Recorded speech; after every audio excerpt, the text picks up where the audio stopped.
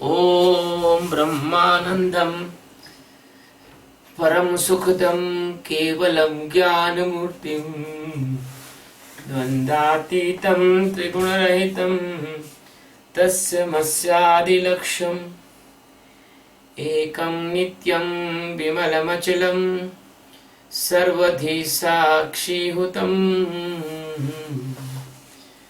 भावातीतं गगनसदृशं सद्गुरुं तं नमामि।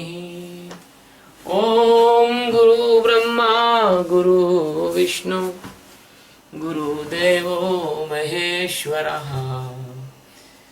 गुरु साक्षात् परब्रह्म तस्मै श्री गुरुवे नमः। ध्यानमूलं गुरुमूर्ति पूजामूलं गुरुपदं मंत्रमूलं गुरुर्वाक्यं मोक्षमूलं गुरुकृपा। सद्गुरु भगवान की जय, स्वामी जी महाराज की जय। शुभोहम। सद्गुरु भगवान की कृपा से आज गीता के 10वें अध्याय का और 34वां श्लोक ले रहे हैं 34। मृत्यु सर्वहरश्चाहम् मुद्वश्यभ्य भविष्यताम्।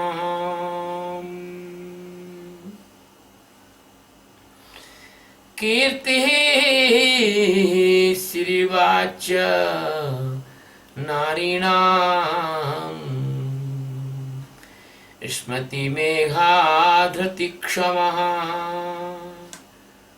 मृत्यु सर्वहरः च अहम् उद्भव च भविष्यताम्। कीर्तिः श्रीवाक च नारीणाम् स्मृति मेघा धृति क्षमा। अहम यानी मैं, सर्वहरा यानी सबका नाश करने वाला, मृत्यु यानी मृत्यु, च यानी और, भविष्यताम यानी भविष्य में उत्पन्न होने वालों का, उद्भव यानी उत्पत्ति का कारण हूँ, हेतु हूँ। नारी नाम यानी स्त्रियों में, कीर्ति यानी कीर्ति हूँ, श्री यानी उनकी श्री हूँ,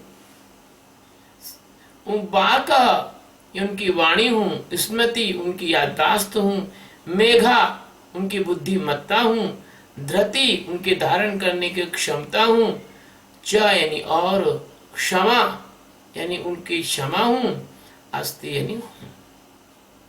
हे अर्जुन, मैं सबका नाश करने वाला मृत्यु हूँ और उत्पन्न होने वालों की उत्पत्ति का हेतु हूँ। भविष्य में उत्पन्न होने वालों की उत्पत्ति का हेतु हूँ।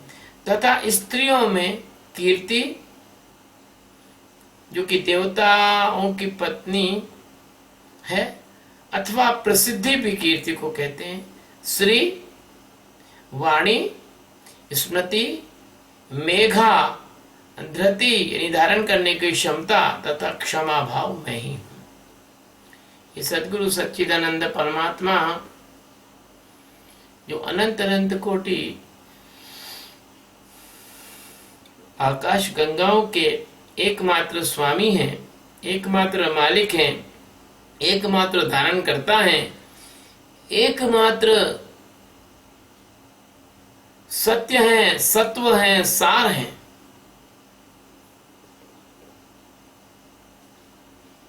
वो भगवान अर्जुन को बता रहे हैं कि अर्जुन, मेरी और विभूतियों के बारे में मैं आपको बताता हूं।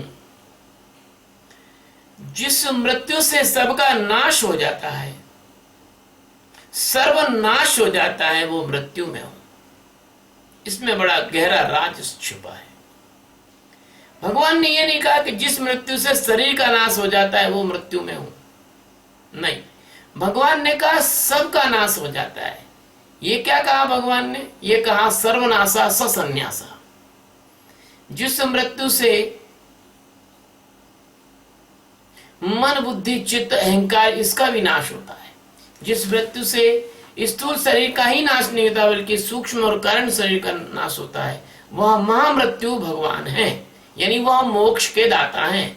वो जो है आवरण भंग करने वाले हैं, आवरण समाप्त करके आत्मा को अपने स्वयं में मिलाने वाले। मिला ही है लेकिन वो अज्ञान को नाश कर देते हैं, और अज्ञान को नाश करने वाली ही वो असली मृत्यु है। ये मृत्यु नहीं है जिस मृत्यु से जग डरता है। तो कबीर साहब ने क्या कहा कि जिस मृत्यु से जग डरे, जिस मरने से जग डरे, मेरे घर आनंद, कब मरी है कब होई है पूर्ण परमानंद। जब तक इस शरीर है, आप जीवन मुक्त भी हो जाएं तो शरीर की मर्यादा फिर भी रहती है। आपके शरीर को भोजन भी चाहिए, वस्त्र भी चाहिए, आपको कहीं सोने उठने की जगह भी चाहिए। लेकिन जब यह शरीर ना रहेगा, आप तो पहले से मुक्त हो चुके हो, लेकिन जब शरीर नहीं होगा तो आप सारी मर्यादाओं से बाहर हो जाओगे। आपको कोई सोने उठने की जगह नहीं चाहिए, आप तो सच्चिदानंद परमात्मा में लीन हो जाओगे। लेकिन जब शरीर है तो शरीर की मर्यादा रहती है। ऐसा नहीं होता कि ज्ञानी पत्थर खाने लग जाए या ज्ञानी सीढ़ी से नहीं उतरे, ऊपर से छत पे से छलांग लगा दे। आप लोगों की बुद्धि भ्रष्ट हो गई है। आप ज्ञानियों के बारे में बड़ा उल्टा सुल्टा सोचते हो। आप सोचते हो कि ज्ञानी तो वही है जिसको भूख प्यास नहीं लगे, ज्ञानी कोई तो वही है जो कि कुछ चमत्कार करके दिखा दे। अरे ना तो ज्ञानी कोई जादूगर होता है और ना ही ज्ञानी कोई ऐसा तपस्वी होता है कि जिसको भूख प्यास ही नहीं लगे। तो आपकी जो परिभाषा है ज्ञानी के बारे में वो बड़ी अशुद्ध परिभाषा है, अटपटी परिभाषा है। आपने कभी ज्ञानियों को देखा नहीं है। जिसने हाथी को नहीं देखा हो वो हाथी के बारे में अपनी कल्पना बताता है। इसलिए भगवान यहाँ कहते हैं कि मैं सबका नाश करने वाला मृत्यु हूँ। इसका मतलब यह हुआ कि आपकी मन, आपकी बुद्धि, आपका चित्त, आपका अहंकार, ये सब कुछ नाश होने के बाद भगवान ही शेष बचते हैं, और भगवान ही शेष बचते हैं। वही मृत्यु है। बाकी ये मृत्यु कोई काम की मृत्यु नहीं है जो होती है सामान्यतः। अब भगवान कह रहे हैं कि अर्जुन, ये जो मृत्यु होती है इसमें सबका नाश होता है। सबका नाश मतलब क्या हुआ? सबका नाश तो महाप्रलय में भी हो जाता है, इसके बाद भी वो जन्म लेते हैं। सबका नाश का मतलब होता है आपके एक एक संस्कार जो आपने पिछले लाखों जन्मों से इकट्ठे किए हैं, आपकी एक एक आदत, आपकी एक एक वासना, आपकी एक एक अशांति, आपकी एक एक बिल्कुल पूरी तरह से आपके अंदर से कुछ बनना, अगले जन्म लेने की तैयारियां, इन सब का, वासनाओं का, इच्छाओं का, इष्टाओं का, इन सब का, वृत्तियों का, विचारों का, चतुराई का और आपकी अभिप्साओं का, आपकी जीवन ऊर्जा जिस दिशा में बह रही है संसार में, जहां मजा लेते हो आप, उन सब का एक साथ नाश हो जाना, ये महामृत्यु है। मन बुद्धि चित्त और अहंकार चारों मर जाते हैं और सिर्फ परमात्मा शेष बचता है। इस महामृत्यु के स्वागत के लिए हर परमहंस अपने शिष्यों को ज्ञानवान बनाता है। इस महामृत्यु को देने के लिए हर परमहंस सद्गुरु अपने शिष्यों को वर्षों तक ध्यान कराता है। ये महामृत्यु जीवन की सबसे बड़ी उपलब्धि है। ये महामृत्यु नहीं है, ये परम जीवन का द्वार है। ये महामृत्यु नहीं है, ये भगवत्ता के प्रकट होने का क्षण है। इसलिए प्यारे मित्रों, गीता के इन श्लोकों का समझ पाना हर किसी के बस की बात नहीं है। गीता के इन श्लोकों को समझने के लिए व्यक्ति को स्वयं ज्ञानी होना होगा और अथवा किसी ज्ञानी से इसके अर्थों को सुनना होगा, क्योंकि ये जो इतने उथले अर्थ नहीं है, ये सीपी और ये मोती वाला समुद्र है, ये गहरा होता है, ये इतना उथला नहीं होता। इसमें आपको गोता लगाना पड़ता है, इसमें आपको गहरा जाना पड़ता है, इसमें आपको अन्वेषण करना पड़ता है, इसमें आपको अपने अंदर उतरना पड़ता है, इसमें आपको अपना साक्षी होना पड़ता है, इसमें आपको अपने जीवन को जानना होता है, इसमें आपको अपने अंदर मौजूद ब्रह्म तत्व का ज्ञान करना पड़ता है, इसमें आपके अंदर मौजूद सार तत्व का वेत्ता होना होता है, इसमें आपको अपने अंदर बुद्धत्व को जो जगा हुआ है उसको जानना होता है। इसमें आप अपने अंदर उतरेंगे तब आप जानेंगे कि ये जो मृत्यु होती है सामान्यतः, इसको मृत्यु नहीं बोलते, ये तो मात्र परिवर्तन है। लेकिन जो मृत्यु शब्द है वो मृत्यु का मतलब ही है कि अमृतत्व में उपलब्ध हो जाता है। वो व्यक्ति एक बार ऐसा मरता है जो कि सदा सदा के लिए परमात्मा हो जाता है। तो भगवान ये कह रहे हैं कि मैं सबका नाश करने वाला मृत्यु हूं। अब देखिए अगले उसमें कह रहे हैं भगवान, भविष्यताम उद्भव चा, और भविष्य में जो उत्पन्न होने वाले जीव हैं उनका मुख्य हेतु हूं। अब उनका मुख्य हेतु क्या है? भाई जीव क्यों उत्पन्न होता है? जीव इसलिए उत्पन्न होता है कि जीव को भ्रांति हो गई है। लेकिन जीव जीव कैसे रहेगा? अरे अगर किसी घड़े में मिट्टी ना हो तो घड़ा कैसे रहेगा? अगर किसी जगह आकाश नहीं हो तो मकान कहां बनाओगे? अगर किसी जगह भूमि नहीं हो तो नींव कहां खोदोगे? अगर कहीं वृक्ष नहीं हो तो फल कहां से आएंगे? अगर कहीं वायुमंडल नहीं है तो गैस कहां रुकेंगी? अगर कहीं जलाशय नहीं है या कुआं नहीं है या ट्यूबवेल नहीं है या तालाब नहीं है तो पानी कहां से आएगा? अगर बादल नहीं है तो वर्षा कहां से होगी? इसी तरह से अगर परमात्मा चैतन्य अस्तित्व यदि नहीं है तो जीव कैसे आ जाएंगे? जीव थोड़ी आ सकते हैं। फिर पानी नहीं है तो बुलबुला नहीं बन सकता ना। इसलिए परमात्मा के होने पर, जैसे रेत के होने पर मृत तृष्णा दिखाई देती है, जैसे रस्सी के होने पर सर्प दिखाई देता है, जैसे ठूठ के होने पर प्रेत दिखाई देता है, ऐसे ही भ्रांति होने के लिए भी भ्रांति का आधार चाहिए ना महाराज जी। इसलिए परमात्मा की मौजूदगी से ही माया है, और परमात्मा मौजूद ना हो तो माया की क्या ताकत है वो खड़ी हो जाए। इसलिए भगवान का ये अर्थ है कि मैं भविष्य में उत्पन्न होने वाले जीवों का हेतु हूं। ज्ञान नहीं है तो अज्ञान है, लेकिन अस्तित्व तो है। वो ज्ञान और अज्ञान दोनों से परे। यदि आप अपनी स्मृति भूल गए कि आप कौन है क्या है, लेकिन आप हो तो सही, आपका होना तो है।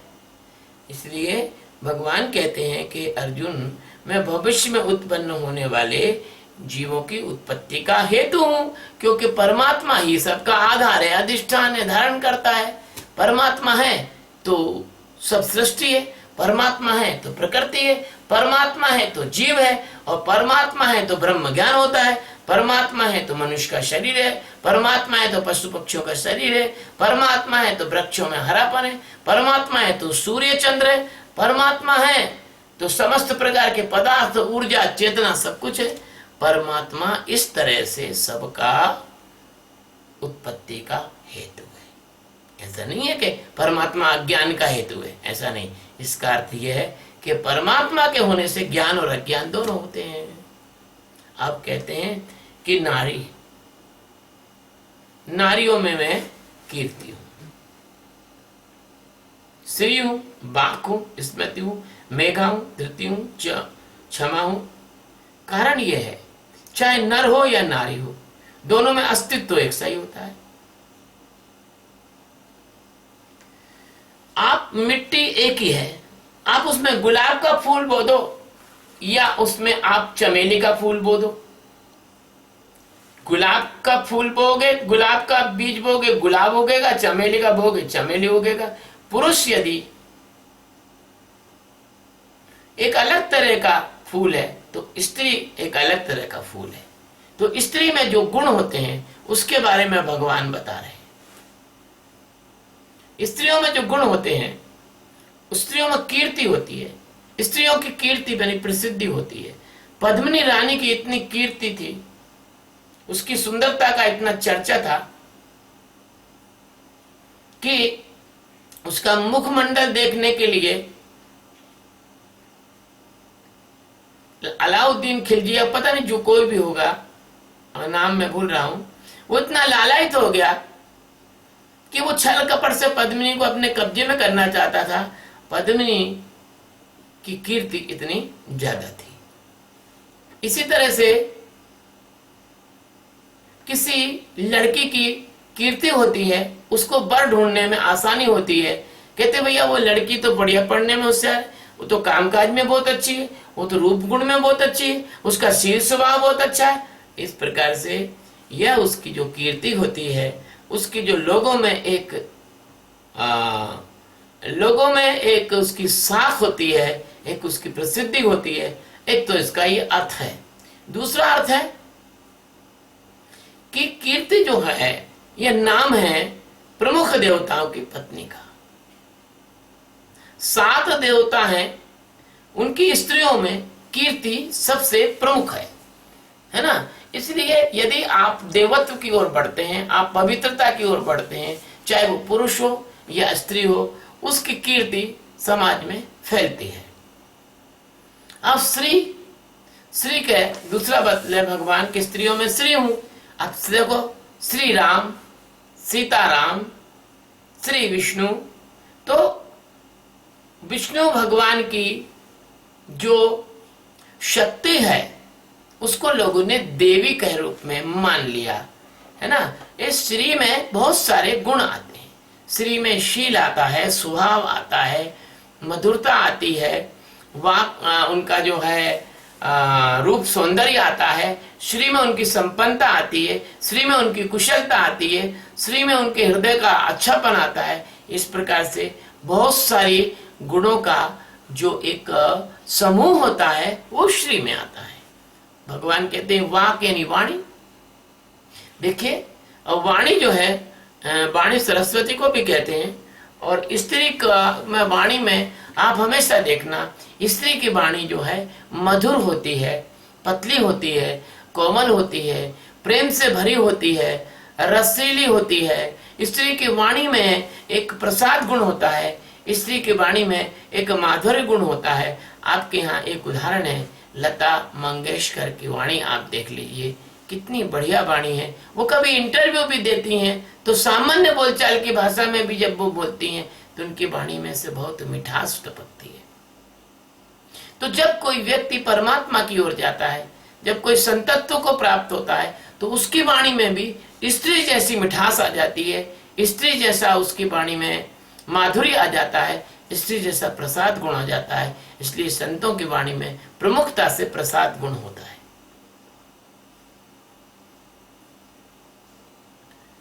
और भी देखो, स्त्रियों की जो वाणी होती है, स्त्री बड़ी मधुर बोलती है। अब मधुरता उनकी सकारात्मक भी हो सकती है और मधुरता उनकी नकारात्मक भी हो सकती है। वाणी सीता की भी हो सकती है, वाणी कैकेयी की भी हो सकती है, और वाणी शूर्पणखा की भी हो सकती है। तीनों की वाणियों में अंतर है। सीता की वाणी में सत्यत्व है, पवित्रता है, सच्चरित्रता है, देवत्व है, भगवान राम की अर्धांगिनी होने की गरिमा है, वैसा गौरव है, वैसा वात्सल्य है, वैसा मातृत्व है, वैसी कृपा है, वैसी करुणा है। लेकिन कैकेयी की वाणी में चतुरता है, चपलता है, छल है, कपट है, नकली मिठास है, अपनी बात मनवाने की कला है। शूर्पणखा की वाणी में वासना है, नकली मिठास है, बोलने में अंदर से उठने वाला वासना की दुर्गंध का भभका है, राक्षसीपन है, और अंततोगत्वा उसकी ये वाणी उसकी नाक कटवा देती है। और कैकेयी की वाणी उसको विधवा बना देती है, किंतु सीता की वाणी सदैव सदैव राम के हृदय में उनका हमेशा के लिए स्थान बनाती है। इसलिए भगवान कहते हैं कि वह जो स्त्रियों में श्री है वो मैं हूं। ये श्री सीता की श्री है, ये श्री माँ राधा रानी की श्री है, ये श्री माँ पार्वती की श्री है, ये श्री माँ अनसुईया की श्री है, ये श्री माँ चुंडाला की श्री है, ये श्री माँ सरस्वती की श्री है, ये श्री माँ दुर्गा की श्री है। ये श्री सामान्यतः ये आज के समय में बहुत कम ही मात्रा में देखने को और सुनने को मिलती है। वाक हो गया, वाणी हो गई, स्मृति है, याददाश्त। याददाश्त के मामले में स्त्रियां पुरुषों से ज्यादा आगे होती हैं। आप किसी भी परीक्षा का रिजल्ट उठा के देखें, आपको लड़कों से ज्यादा लड़कियां टॉपर मिलेंगी। याददाश्त के मामले में आप विश्व का इतिहास उठा के देखें, अगर आप देखेंगे तो द्रौपदी के एक अपमान और द्रौपदी के एक हंसने के बाण से दुर्योधन का हृदय विदीर्ण हुआ था, और द्रौपदी का अपमान जब भरी सभा में हुआ था तो वो कभी भूल नहीं पाई थी उस याददाश्त को। स्त्री अपना अपमान नहीं भूलती, स्त्री अपना पहला प्रेम नहीं भूलती, स्त्री अपने बच्चे के प्रति वात्सल्य नहीं भूलती। और ये सारे जो गुण होते हैं, ये सारे गुण स्त्री से कुछ महापुरुषों में भी जाते हैं। लेकिन आपको एक बात याद दिला दूं कि स्त्री बदला भी लेती है, और ये जो बदला है ये न केवल भारत में इसके इतिहास है, बल्कि अरब देशों में भी इसके इतिहास है। इसके इतिहास में आप उठा के देखें तो एक हफ्सी द्वारा एक महिला ने पैगंबर मोहम्मद साहब के काका का खून करवाया था छल कपट से, वह भी एक स्त्री थी, उसने भी बदला लिया था। तो इस प्रकार से स्त्री के अंदर जो स्मृति होती है, जो याददाश्त होती है, वो ऐसी याददाश्त होती है, चाहे वो पॉजिटिव हो चाहे वो नेगेटिव हो, और दोनों याददाश्त जो होती हैं उसकी, वो दोनों याददाश्त बहुत तगड़ी होती हैं। और शायद है कि पॉजिटिव याददाश्त उतनी प्रभावी नहीं होती, लेकिन नकारात्मक याददाश्त बहुत ज्यादा प्रभावी होती है। मेघा, स्त्री में जो बुद्धिमत्ता होती है, हमारे यहाँ बहुत मेघा भी स्त्रियां हुई हैं, इसलिए नाम भी स्त्रियों का मेघा हो गया है। स्त्रियां की जो ये सारे नाम है ना, कीर्ति, श्री, भाग, स्मृति, मेघा, धृति, ये देवताओं की पत्नी के नाम है। ये देवताओं की पत्नी के नाम धीरे से मनुष्य के जीवन में भी आए हैं, और मनुष्य के जीवन में गुण रूप में प्रभावित हुए हैं, गुण रूप में प्रवाहित हुए हैं। मेघा यानी बुद्धिमत्ता स्त्रियों में बहुत ज्यादा है। आप चुनाला का उदाहरण लें, आप मां अनसुईया का उदाहरण लें, बुद्धिमत्ता बहुत ज्यादा है। उस बुद्धिमत्ता के आधार पर कई बार वो अपने पति का मार्गदर्शन भी करती थी, अपने पति की प्रमुख मंत्री रह के उनको सलाह भी देती थी। लेकिन अब आगे आता है धृति, धारण करने और सहन करने की क्षमता तो सब कुछ जानते हैं। मेरी माँ ने मुझे धारण किया है। भगवान राम, कृष्ण, प्रहलाद, ध्रुव, अन्य महापुरुषों को और रावण तक को माँ ने धारण किया। माँ वसुंधरा के समान, धरती के समान धारण करती है, सब कुछ सहन करती है। और हाँ, एक प्राचीन कहावत मुझे याद आ गई, नारी जीवन तेरी अजब कहानी, आंचल में दूध आंखों में पानी। लेकिन आजकल ये परिभाषा बदल गई है।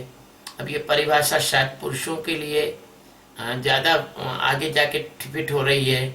अब आंचल में दूध तो नहीं है, लेकिन पुरुषों की आंखों में जरूर पानी मिलेगा आपको आगे जाके, क्योंकि आपके देश में ऐसे नियम कानून बन रहे हैं जहां पर अब पुरुष जो है वो बेचारा निरीह हो गया है। और यहाँ मुझे कहने में कुछ भी मतलब वो नहीं है कि अब पुरुष की सुनने वाला इस देश में कोई नहीं है। अब पुरुष सताया जाएगा, लेकिन वो खून के आंसू रो के चुपचाप इस पीड़ा को बर्दाश्त उसे करना पड़ेगा, क्योंकि आपने नारी और पुरुष की समता के मापदंड खत्म कर दिए हैं। आपके यहाँ जितने भी कानून हैं भारतवर्ष में, सब नारी के पक्ष में हैं, पुरुष की कोई सुनने वाला अब नहीं है। इसलिए ये जो ये धरती है वो यहाँ तक तो सही है, और लेकिन अब जो इस धरती में सहन शक्ति में अब तो एक ऐसा भी मैंने आज पेपर में पढ़ा कि अब तो ये भी कानून बनने वाला है कि पति यदि पत्नी की अनिच्छा से उसके साथ संसार व्यवहार कर लेगा तो उसके ऊपर बलपूर्वक व्यवहार करने का मुकदमा दायर होकर 7 साल की सजा होगी। शायद है अब कोई विवाह करना भी आगे जाके पसंद ना करे। क्यों कि जब पत्नियां पतियों के ऊपर इस प्रकार के केस डाल देंगी तो फिर लगता नहीं कि ये परिवार की संस्था भारत में चल पाएगी। और ये परिवार की संस्था इस प्रकार के कानून बनाकर परिवार की संस्था तोड़ने का, नारी की स्वतंत्रता के नाम पर इस प्रकार के जो कानून बनाए जा रहे हैं, ये कानून में संतुलन की आवश्यकता है। इस कानून में बैलेंस की जरूरत है, और इससे ऐसा होने वाला है आगे जाके कि पुरुष शायद विवाह करना पसंद नहीं करेंगे, क्योंकि उन लोगों के ऊपर इतने ज्यादा शिकंजा हो गया है कानून का कि आप अपनी ईमानदारी का अदालत के कटघरे में सिद्ध करते करते बूढ़े हो जाओगे, और आपको जब तक न्याय मिलेगा शायद आपकी युवा अवस्था चली जाए। इसलिए ये जो भगवान कहते हैं कि मैं मेघा हूँ, धृति हूँ, नारी में क्षमा हूँ, तो ये सारे गुण अगर भारत की स्त्रियों में हो तो शायद ये भारत, क्योंकि नारी ही निर्माण करती है इस समाज और संसार का, नारी ना हो तो भगवान राम और कृष्ण जैसे और प्रहलाद जैसे महापुरुष न पैदा हो। लेकिन हमें हमारी माता और बहनों से ये निवेदन करना होगा कि वो अपने जीवन में इन अच्छे गुणों का समावेश करें और ऐसे पुत्रों को जन्म दें कि आपको इस प्रकार के आपके विरुद्ध कानून बनाने की जरूरत ना हो। आप अपने बच्चों को, हर नारी अपने एक पुत्र को तो जन्म देती है, तो उसमें संस्कार भी देना उसी का कर्तव्य है कि उसका पुरुष, उसका जो पुत्र है वो रावण ना बने, उसका पुत्र कृष्ण और राम बने, उसका पुत्र ध्रुव और प्रहलाद बने, उसमें राक्षसत्व न आए। और बेहतर ये होगा कि माता बहनें ये काम ज्यादा इससे करें, और जो कानून है उसमें इतनी ज्यादा कठोरता न हो कि निर्दोष लोगों को झूठे केसों में परेशान होकर और अपनी जीवन को नरक के समान जीने पे मजबूर ना होना पड़े।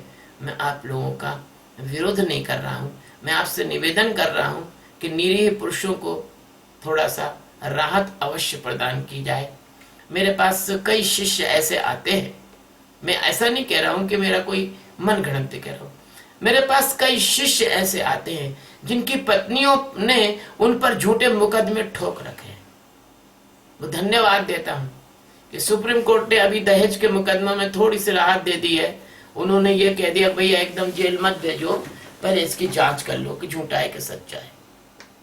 लेकिन अभी और भी जैसे एक मुकदमा रहता है पारिवारिक हिंसा का, उसमें पूरी तरह से पुरुष को दबा दिया गया है, पूरी तरह से दबा दिया गया है। ऐसे पारिवारिक हिंसा के प्रकरण में भी अगर सुप्रीम कोर्ट इस बात का ध्यान दे कि झूठे मुकदमे न लगाए जा सके अदालतों में, पहले उसका ठीक से इन्वेस्टिगेशन किया जाए।